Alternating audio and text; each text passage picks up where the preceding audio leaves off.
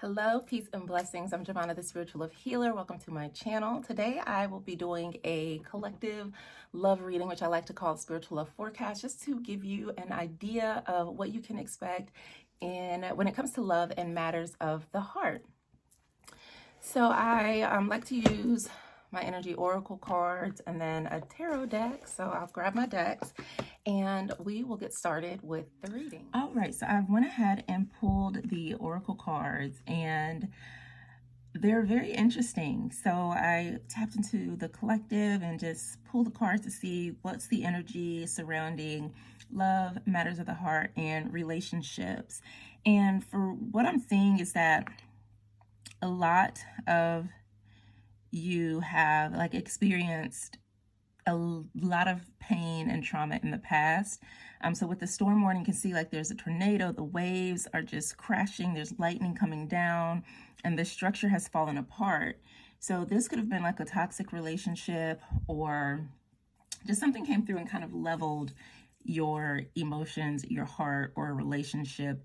And it was very painful, it's very chaotic, there's a lot of destruction. This also could have been a person or a relationship that actually came in and leveled your own personal foundations to the point where you didn't know who you were.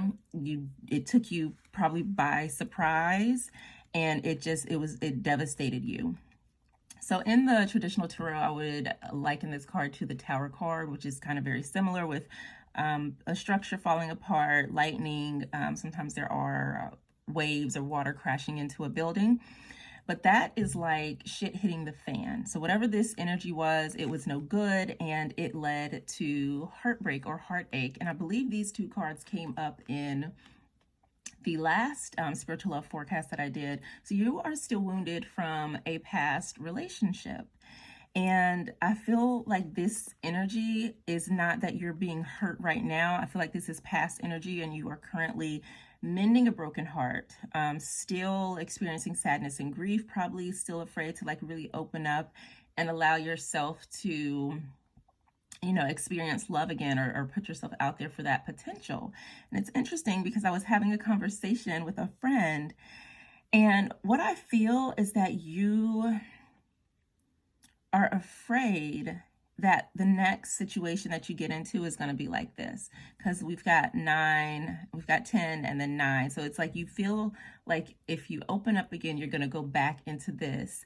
And a lot of times you can be in this state and think, okay, I have to keep healing. I need to heal. I need to heal. You're not fully going to heal from issues that challenge you in a relationship alone. There are certain aspects of healing around matters of the heart and relationships that have to take place in a relationship with another person. Otherwise, it's like trying to drive a car without ever actually driving a car. You can read all the books in the world, but unless you are applying the knowledge and testing your growth and your confidence, you won't go anywhere. You'll never know if you are truly healed or not. So I feel like there's a lot of fear around opening your heart back up and still just feeling like you are in a wounded place. And that is confirmed with the card all tied up. You are holding yourself back. And I want you to look at this card. I always found this card interesting because she's tied up, but she looks like she's enjoying it. So not to say that you are enjoying putting yourself or being heartbroken, but sometimes we can allow ourselves to stay in this wounded state longer than we need to.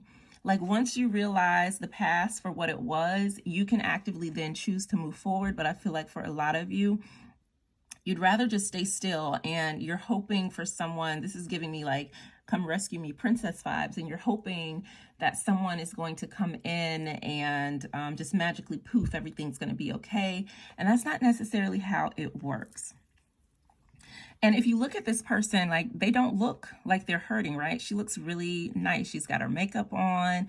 She's dressed very lovely. She's even in a beautiful place around her. You've got these beautiful lunar moths, which are just magical. And she just looks happy, but she's also making herself feel helpless because she's reflecting so much on these past issues. Once you make the decision and say, okay, I learned a lot from this lesson. I've taken the time to do what I feel I could do on my own to really mend my heart. I'm going to choose to let this go, and I'm going to choose to walk away out of the safety of the healing that I have created.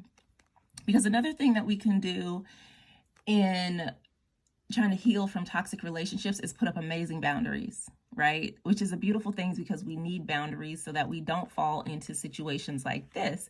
However, we put up boundaries that also keep out people and opportunities and other blessings because of fear. So it's like, well, I'm not going to date anymore because I don't want to get hurt again. Or, yeah, I think this guy's interested in me or this person's interested in me, but I'm not open to the potential or to the possibility because I've created so much beauty around me. I'm living my best life. I'm traveling. I'm doing all the self-care, the soul care. I'm doing all the things that I need to do for me. I feel good. She's got this goddess energy going on, but she is still in the darkness. She still does not want anyone to come into her space because she has done so much work to make it beautiful and doesn't want to risk this again.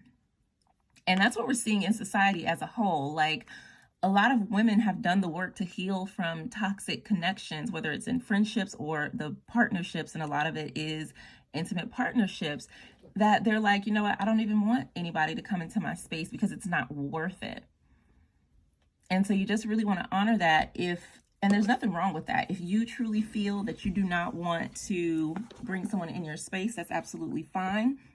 But you also can't feel broken and alone and desire someone to come into your space when you're actively not allowing that to happen, when you're actively putting up resistance, when you know you've done the work to heal, because you're not going to let somebody like this back into your life. You're not going to miss the red flags, right? You know the worth of your heart, so you've done the work that it's taken to elevate yourself, yet you're still holding yourself and cutting yourself off from the potential of love. So I'm going to pull some cards to just dive deeper into this energy and see what comes up here. All right, so let's see what we have here. So with Storm Warning, we've got the King of Swords and the Knight of Pentacles. So I feel like this person seemed harmless, right? They seemed very harmless. You might even thought that they were wise. They were probably a very smooth talker, but they were actually very manipulative. Wherever they were sourcing their information, was not beneficial. It was not positive energy. And they came to you with offers, but they never brought them to you. So they probably had a lot of talk, but never took action on the things that they talked about. And so, like, the Knight of Pentacles, the Pentacles move really slowly. Even though he's like on his motorcycle, he's just sitting there looking at what could be. And then I see all this barren land, like they were not able to pour into you. And so you were just waiting to see some movement. You were waiting for something to pop up in these crops. And they were unable to do that. They depleted the soil. There was nothing planted there. And they were just holding on to this pentacle, almost watching. And I feel like they were just draining you, looking at these cards. They could have been verbally or like emotionally manipulative or abusive, and the fact that maybe they said harsh things, but again, they had like a probably very clean-cut appearance, also a very sharp tongue. They had like very piercing so this just was not a nice person, and they said a lot of things that were probably not true, and that was all the chaos and conflict that you see here in the Storm Warning. So looking into this broken heart, with the Ace of Wands, this person, again, I feel like this was like taking your energy, your passion. This can also represent like a phallic symbol that is strictly sexual energy. So that could be the only thing that they might have been offering. But them being in your life caused you a lot of pain.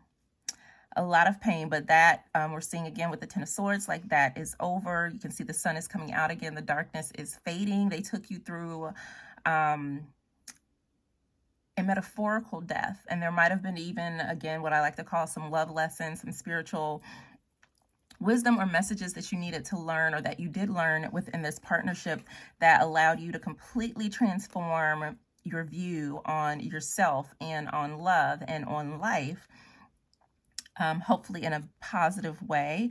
And I do believe that was a positive thing, because here you have the Page of Pentacles. The page comes before the Knight, and it's like, you know your worth. You took your pentacle back from that Knight and you are protecting it. You now have new boundaries, a fresh start, a fresh outlook, but this pain is something that you are still feeling with the broken heart and Ten of Swords. You're still feeling that pain. But also with this Ace of Wands, I see that you are ready to move forward. Like, you have your worth, you've gained yourself back, and now you have the opportunity to move forward. But like we were showing before, you were kind of still in this energy of being tied up. So let's look at that. The cards that came out here was King of Cups, Two of Cups, and Ace of Swords. So I feel like you're going to move out of this energy of being tied up. With the Ace of Swords, this is all about new ideas, new perspective, also communicating. So you could have someone around you that maybe wants to talk to you, or you'll get a message from someone. But this could be a new connection or new conversation that's coming in, potentially around love. You are also feeling that you are safe with love, safe exploring love. And you have a new, so I feel like maybe this time that you're spending all tied up is helping you to find a new way of looking at love and a new way of relating in partnerships, how you're choosing to communicate, as well as the boundaries that you're setting, as well as the type of love and connections that you desire. So you've gained emotional freedom, emotional wisdom, even though these waters are choppy. The king here on this card is happy and at peace because he knows how to navigate these waters, because he's navigated these waters before. So instead of looking back at this as reasons not to open your heart, as reasons to stay stuck, you're looking at this like, oh, okay. So if a little bit of weather comes along, right, I can recognize it, and I also know how to navigate it, because if I can make it through this, then this is nothing. And I don't have to wait until it gets to this level of situation again. Once I see like, okay, this isn't flowing the way I desire for it to, then I can let it go and move on, and it does not have to stop me or keep me feeling stuck. So you have some new boundaries, a new way of showing up in the world, a new way of communicating, and you are looking for a connection, and there is going to be someone coming in who is emotionally stable. They are mature. They themselves has been through a lot in the past as well, so you may find some deep connection with a potential partner if you allow yourself to open up to that. So thank you for tuning in to the Spiritual Love Forecast. I'm Jovhannah, the Spiritual Love Healer, and I will see you next week.